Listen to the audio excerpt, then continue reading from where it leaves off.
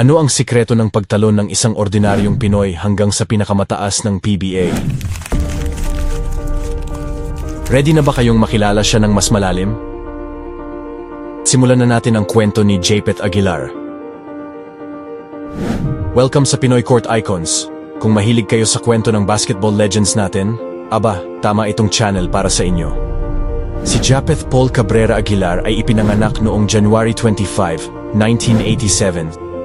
Ang tatay niya, si Peter Aguilar, ay dating professional basketball player din sa PBA noong 80s. Naging inspirasyon talaga ito kay Japeth para sundan ang mga yapak ng tatay niya. Pero kahit galing siya sa athletic family, hindi naging madali ang daan ni Japeth. He was lanky and taller than most kids, pero di ibig sabihin na instant PBA ready na siya. Imagine growing up in Ilocos Norte kung saan ang resources at exposure sa high-level basketball ay hindi ganun kadami kumpara sa Manila. Gustong-gusto ni Japeth na maglaro sa PBA, kaya alam niya na kailangan niyang magsanay sa mas malakas na competition. Ang choice niya, Ateneo Blue Eagles, isang powerhouse school na maraming champions sa UAAP.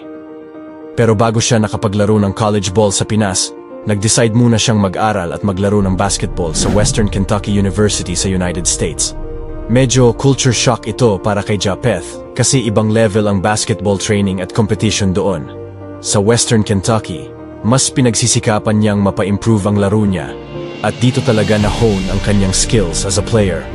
Pero deep inside, alam niya na may unfinished business siya sa Pinas. So, bumalik siya sa Ateneo para ituloy ang pangarap niya. Alam niyo ba na noong bumalik siya sa UAAP, naging instant impact player siya.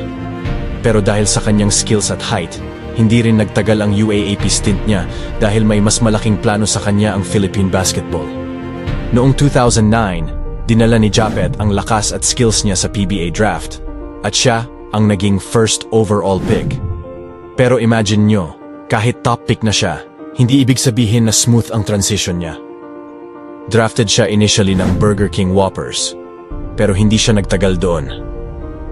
Naglaro siya ng sandali for talk and text, pero naramdaman niya na hindi pa rin siya masyadong nakaka-adjust sa bigat ng expectations.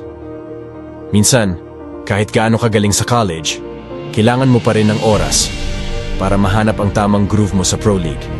Nagpahinga siya sandali at dahil gusto niyang ma-expand pa ang laro niya, bumalik siya sa Estados Unidos para mag-training ulit. Si Japeth, hindi siya sumuko kahit maraming balakid. Bumalik siya sa PBA ng mas matatag at handa na sa mas malalaking hamon. Noong 2013, doon nagsimula ang pinaka-iconic na chapter ng career niya. Nakasama siya sa Barangay Ginebra, San Miguel. Dito nagsimula ang tunay na transformation ng laro ni Japeth. Ginebra fans ang tinuturing na sixth man ng team at ang kanilang suporta ay ibang klase. Sa Ginebra, unti-unti niyang nahanap ang tamang rhythm at confidence niya sa laro. Imagine having 20,000 fans chanting your name sa isang stadium, ang pressure, pero inspiring din para sa kanya. Si Japeth ang naging face ng Ginebra kasama sina Mark Cagioa at L.A. Tenorio. Dito niya ipinakita ang athleticism, lalo na ang kanyang signature rim-rattling dunks na madalas nagtatapos ng isang fast break play. At hindi lang niya nilaro ang role na binigay sa kanya. Unti-unti, Japeth worked on his game, nag-develop siya ng jump shots, nag-improve ang depensa niya, at mas naging madiskarte siya sa paggalaw sa court. Siya ang player na nagbibigay ng mga highlight reel moments na hinding-hindi malilimutan. Imagine na lang noong 2016 sa Ginebra vs Meralco Finals Game 6. Lahat ng fans nakatutok, clutch ang laro, at dito ginawa ni Japeth ang isang hindi makakalimutang buzzer-beating putback dunk. Isa ito sa mga defining moments ng Ginebra at ng buong PBA. Hindi lang yan, maraming beses na siya nag-deliver sa crunch time. Lalo na sa mga laro kung saan kailangan siya ng team. Isa siya sa mga player na kayang mag-angat ng moral ng buong team. Hindi lang siya basta player. Si Japeth ay isang role model para sa mga kabataang nangangarap maging basketball players. Sa height na 6'9" at sa skill set niya, pinapakita niya na hindi lang height ang importante, kundi ang puso at sipag na dinadala mo sa laro. Ang kwento ni Japeth ay kwento ng isang taong hindi natakot magkamali, pero nagpatuloy para sa mas malaking tagumpay. At sa PBA, siya na ang isa sa mga pinaka-inaabangan at tinitingalang players.